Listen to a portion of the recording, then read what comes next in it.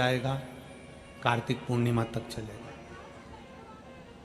भाग्य पलट ही नहीं रहा, बिल्कुल भाग्य ना पलट रहा। तो कार्तिक के महीने का एक नियम बना, कार्तिक के महीने का एक नियम बना लो।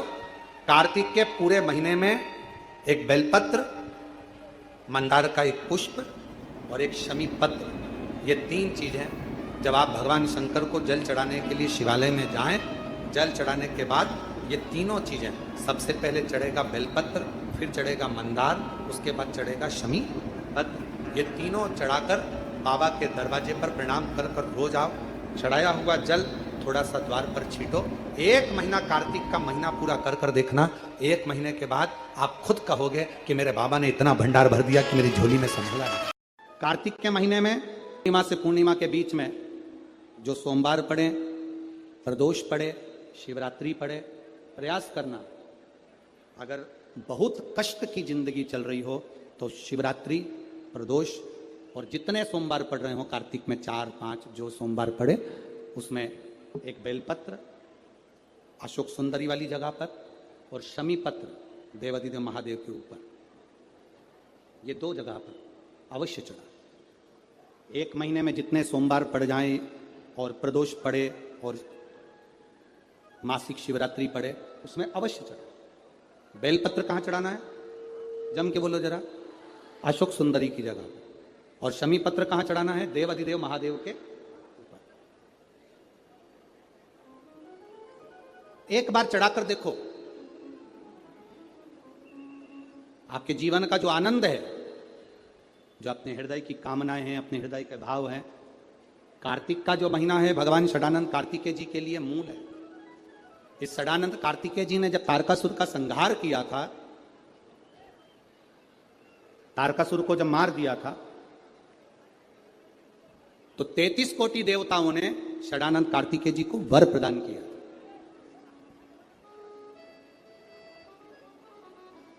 कार्तिकेय जी को वर प्राप्त हुआ।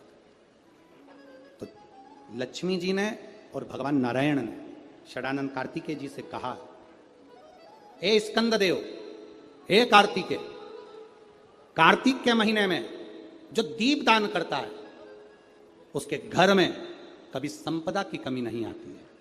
कार्तिक महीने के दीपदान की महत्वता जैसे ही लक्ष्मी और नारायण ने कही, तब ब्रह्मदेव प्रकट हुए और देवादिदेव महादेव प्रकट हुए, मां पार्वती के साथ में, और ब्रह्मा जी प्रकट हुए मां ब्रह्माणी के साथ में। उन्होंने वर प्रदान कर दिया। षडानंद कार्तिकेय भूलवश भी अगर कोई बेलपत्र और शमी पत्र दोनों एक साथ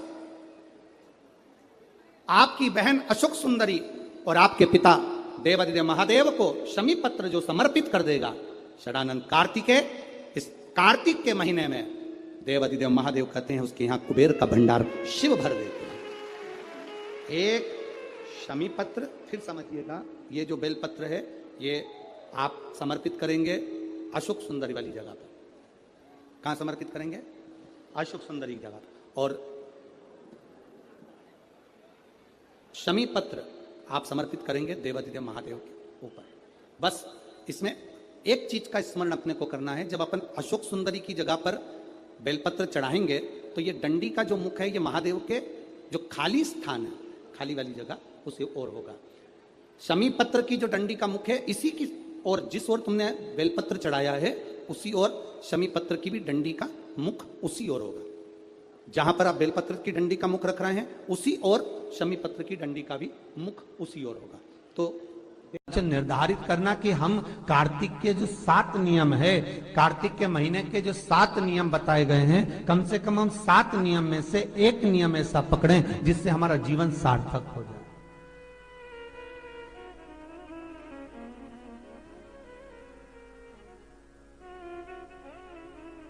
आप भले 7 नियम नहीं कर रहे कार्तिक के, भले एक नियम करो, पर वो नियम हमारा पूर्ण चलना चाहिए, उसके नियम की पूर्णता पूर्ण होना चाहिए।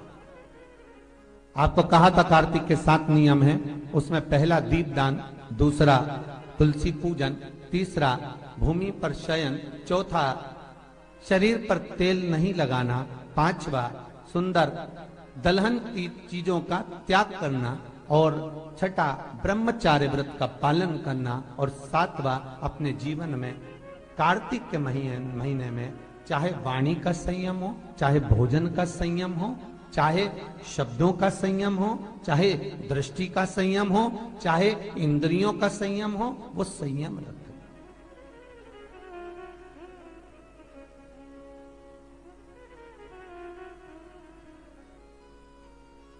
वो संयम धारण करना।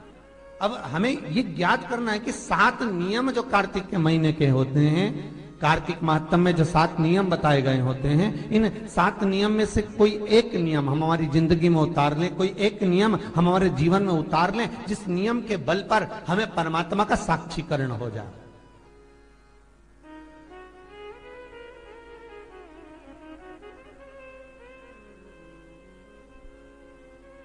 कोई एक नियम।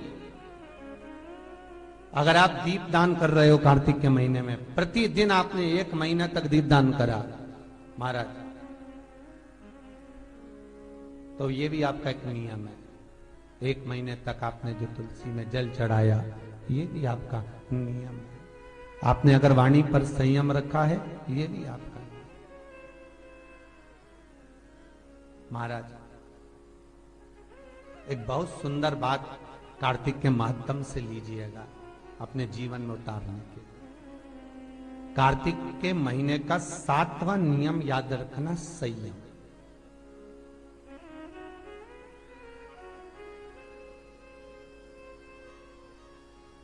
किस समय पर किस चीज का संयम होना चाहिए, ये हमारे कार्तिक का महीना प्रारंभ हो जाएगा, कार्तिक पूर्णिमा तक चलेगा। तुमको अगर लग रहा है कि मेरे दशा नहीं बदल रही, मैंने दिशा बदल कर देख लिया, मैंने घर का रुख बदल कर देख लिया, दुकान बदल कर देख ली, सब कुछ बदल कर देख लिया, आज साउंड सेट नहीं है, तुमने घर का फर्नीचर बदल कर देख लिया, सब कुछ बदल कर देख लिया, तो अब 1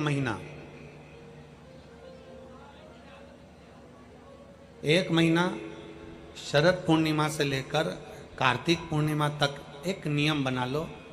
1 चावल का दाना, केवल 1, ज्यादा नहीं, केवल 1 चावल का दाना, जो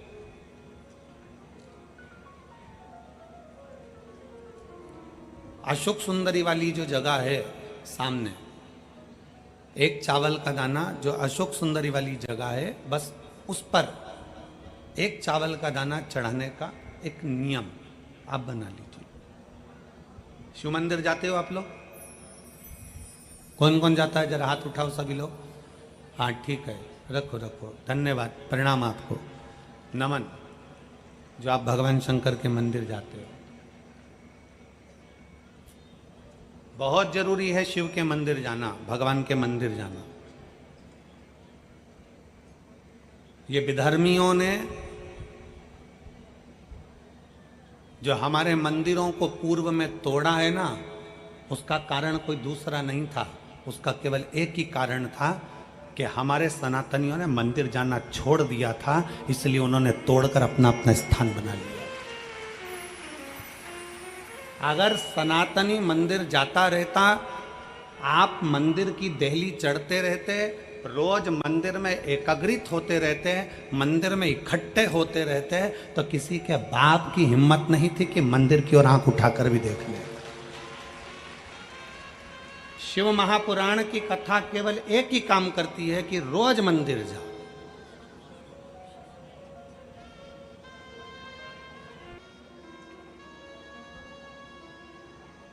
चावल का दाना समर्पित कब करना है? जब आपका शंकर भगवान पे जल समर्पित हो जाए, शिव जी पर जल आप चढ़ा लो। चढ़ाने के बाद वो चावल का दाना जो आप अपनी पल्लू में बांध के लाई हो, या गठरिया में बांध कर लाई हो, या जो जैसे भी भाव से आप लेकर आई हो, डलिया में, पल्लू में, जैसे आप लाए वो चावल का दाना बांध।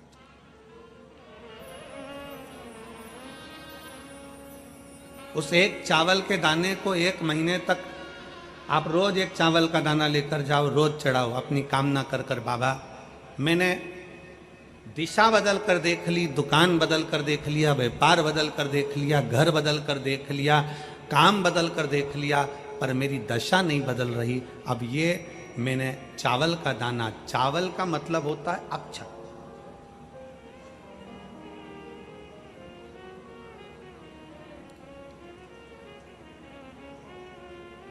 सबसे पहला अक्षता,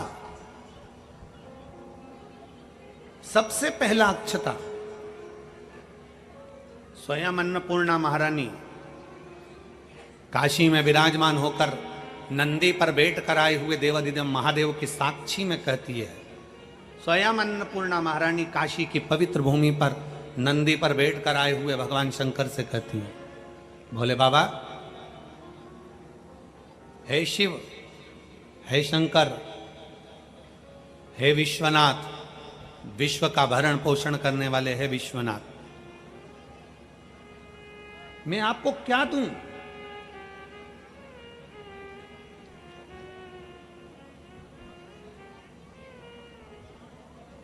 मैं आपको क्या प्रदान करूं?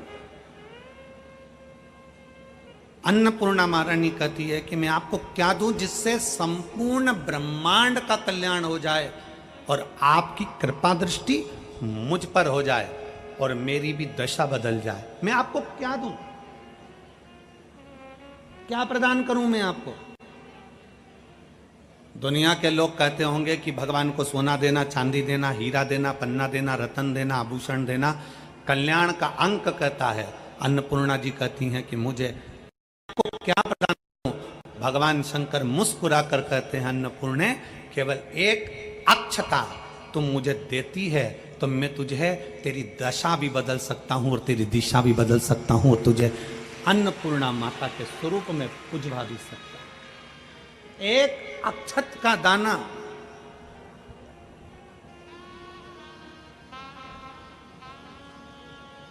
तिलक लगाते हैं, मेरी जीजियां तिलक लगाती हैं, तिलक लगाती हैं तो चावल लगाती हैं कि नहीं लगाती हैं?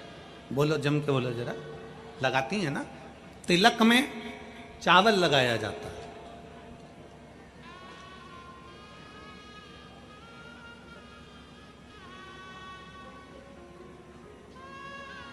चावल का मतलब क्या होता है? तिलक लगाने के बाद अक्षत क्यों लगाया गया? उसका कारण यह है कि भगवान मेरे ऊपर ऐसी कृपा करना कि ये जो मैंने चावल का मतलब होता है कि ये घड़ी वापिस देखने को मिले। आज मैं अगर यजमान बना हूं, आज अगर मैंने आज पूजन करी है, आराधना करी है, यज्ञ करा है, अनुष्ठान करा है, देवी जी की प्राण प्रतिष्ठा करी है, मैंने कोई हवन करा है, पंडित जी ने तिलक लगाया, चावल लगाया। चावल का मतलब है कि ये बार बार जजमान बनता रहे, ये बार बार ऐसी कृपा भगवान करे कि इसके ऊपर ऐसी करुणा हो कि ये बार बार कथा कराते रहे, ये बार बार यज्ञ कराते रहे, ये बार बार अनुष्ठान कराते रहे। अक्षत का मतलब पुनरावृत्ति, बार बार हो।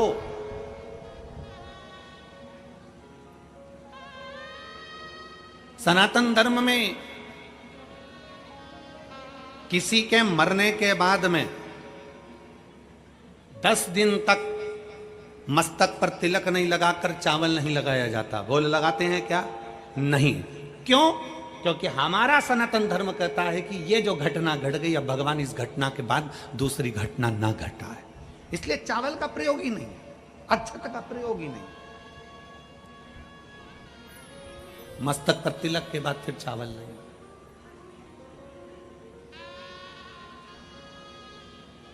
एक अक्षता, एक बेलपत्र और एक लोटा जल, यह हमारी जिंदगी की सार्थकता है। एक अक्षत, एक बेलपत्र, एक लोटा जल, यह हमारी जिंदगी की सार्थकता है। शिव महापुराण की कथा कहती है, शरद पूर्णिमा से लेकर कार्तिक पूर्णिमा तक एक चावल का दाना अशोक सुंदरी वाली जगह, अशोक सुंदरी की जगह मालूम है ना सबको? सबको स्मरण में है? अशोक सुंदरी वाली जगह पर वो चावल का दाना कब चढ़ाना है? जब हम भगवान शंकर को जल समर्पित कर दें। जल समर्पित करा, अपने घर की ओर आ रहे हैं, उसके पहले चावल का दाना अपनी पल्लू में से खोल कर निकाला, चढ़ाया, भगवान को प्रणाम करा। बाबा, बहुत कुछ कर कर देख लिया पर दशा नहीं बदली।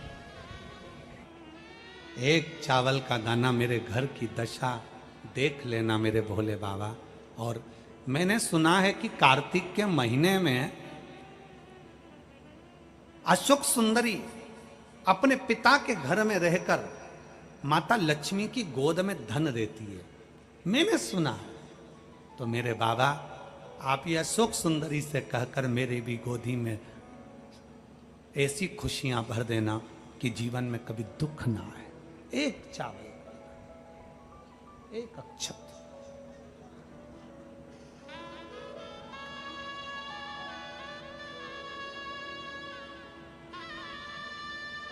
विश्वास, भरोसा शिव तत्व की ओर। जब हम अपने भरोसे को दड़ी बना लेते हैं, जब हमारे विश्वास को हम दड़ी बना लेते हैं, जब हमारे भरोसे को हम प्रबल बना लेते हैं, तो शिव क्यों ना सुने? शंकर कैसे ना सुने? शिव महापुराण की कथा कहती है, शरीर में अगर रोग हो गया है, शरीर में कैसा भी बड़े से बड़ा भी अगर रोग हो गया है, कैसी भी बीमारी शरीर के अंदर अगर लग गई है, तो शिव महापुराण की कथा कहती है कि प्रयास करो, हफ्ते में, महीने में एक बार एक चावल का दाना, एक सफेद पुष्प और थोड़ी सी भस्म, शंकर भगवान को भस्म ना हो तो अबीर, अबीर आप लोग जानते होंगे, गुलाल के साथ अबीर चलती है, अबीर श्वेत आती है, सफेद अबीर आती है, अबीर भगवान शंकर को समर्पित करो। बहुत रोग ग्रसित हो गया, शरीर में बहुत बड़ा रोग हो गया, छूटने को तैयार नहीं है, बड़े बड़े इलाज करवा लिए, बहुत दिखा लिया, बहुत सब दूर इलाज करवाया, सब दूर दिखाया, पर मिटने को तैयार नहीं है, तो फिर अबीर का प्रयोग, एक चावल का दाना, एक श्वेत पुष्प और अबीर भगवान शंकर को समर्पित कर, शिव को समर्पित, महीने में या हफ्ते में एक बार भगवान शंकर को देना प्रारंभ करें। धीरे धीरे धीरे धीरे शरीर का रोग अपने आप समाप्त होना प्रारंभ हो जाए, अपने